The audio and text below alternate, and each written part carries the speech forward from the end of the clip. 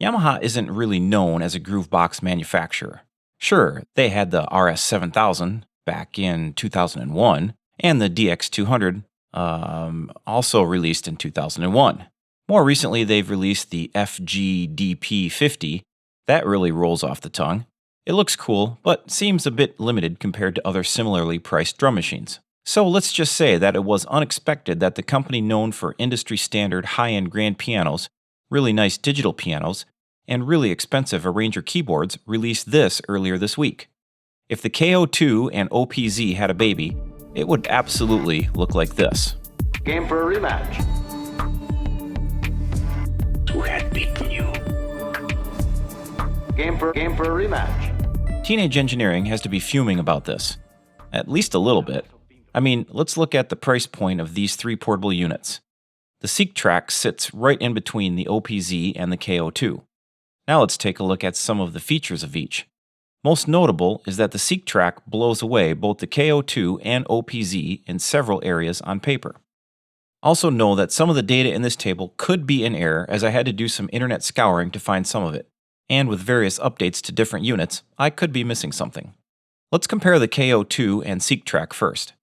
The KO2 has a couple of features that I think set it apart from the Seqtrak. First is the sound set that comes with it.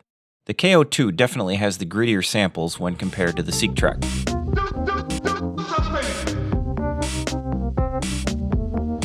The Yamaha sound set, just based on the videos currently out, seems to have more of a vanilla sound to it. I don't think this is a bad thing, but if you are looking for a specific sound, then you should consider this. Another thing that the KO2 has is pressure-sensitive pads. These are only on the bottom half of the 12 number buttons, and they are a different feel when compared to rubber pads like you would find on most other groove boxes, but they are actually pretty useful. The KO2 is also $100 cheaper, and it does have a screen. You can argue if that is a benefit or not, since the companion app for the Seqtrak appears to be pretty well integrated into the machine itself. So as long as you have your computer, phone, or tablet, then not having a physical screen might be a moot point. In pretty much every other aspect though, the Seqtrak outshines the KO2. Memory and number of sounds, samples, and effects is much bigger for the Yamaha. The polyphony is magnitudes better, and the number of controls is even considerably better, although some might prefer a physical fader to a touch surface one. Perhaps the biggest difference is that the Seqtrak has a song mode, which again is a standout feature for beatmakers. Maybe the KO2 will get this eventually, but we don't know. Teenage Engineering has stated that resampling will be integrated into the KO2, although it currently is not a feature as of the recording of this video. This is a pretty big deal for a lot of beatmakers also, and the Seqtrak? Yep, it's got resampling. If we're looking at comparing the Seqtrak to the OPZ, the Yamaha does come out on top in many of the same categories mentioned above, even at a price tag of $100 less. Of note, the synth engines between the two are probably pretty similar at this price point, but Yamaha does have decades of sound design credentials behind them when compared to TE, and the Seqtrak reportedly has sound samples from the Motif and the Reface DX, so for me, I'm feeling like the Yamaha sound set would be the winner. One thing that I don't believe the OPZ has is the probability mode, which is pretty cool. This lets you humanize your beats by taking away a random number of hits based on certain percentages. This is a pretty handy feature to have if you are performing live. Both the OPZ and Seqtrak have a really cool feature that allows you to sequence video and 3D assets, so that you can have visuals on a screen to go along with whatever tracks you are playing live. Jeremy from Red Means Recording has a great video on what you can do with the OPZ, which utilizes a 3D design program called Unity, which has an almost unlimited set of design possibilities. There are also a number of custom packs available for purchase, but this means that some of these packs are, let's say, less than professional looking, so your mileage may vary. Yamaha appears to be using its own 3D software, which looks pretty comprehensive, but likely has some limitations when compared to Unity, as Unity has been around for quite a while, and if it's widely used for game design, then it's pretty darn good. A link to the Yamaha video showcasing the visualizer is in the description. You can use your own photos and videos as a background, and it also has an augmented reality mode, unless you are using an Android phone.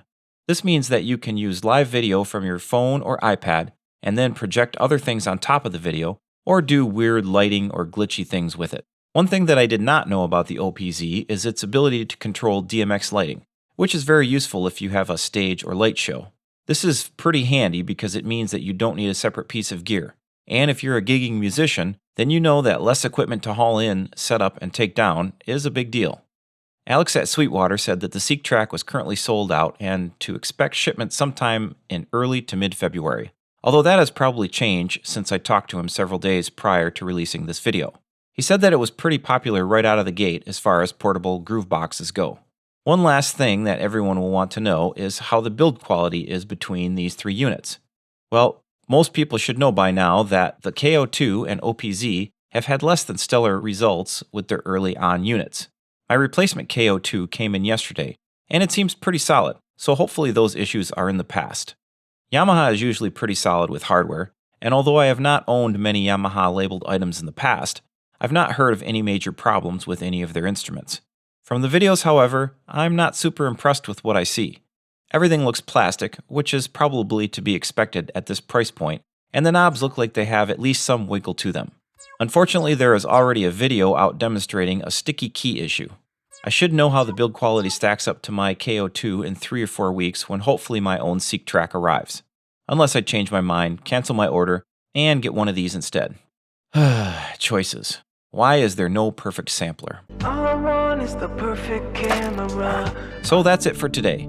Be sure to hit that like and subscribe if you want to see more of this content. Thanks for watching, and we will see you on the other side of the mountain. We tried it once your way, Carl. Now you game for a rematch. Game for a rematch.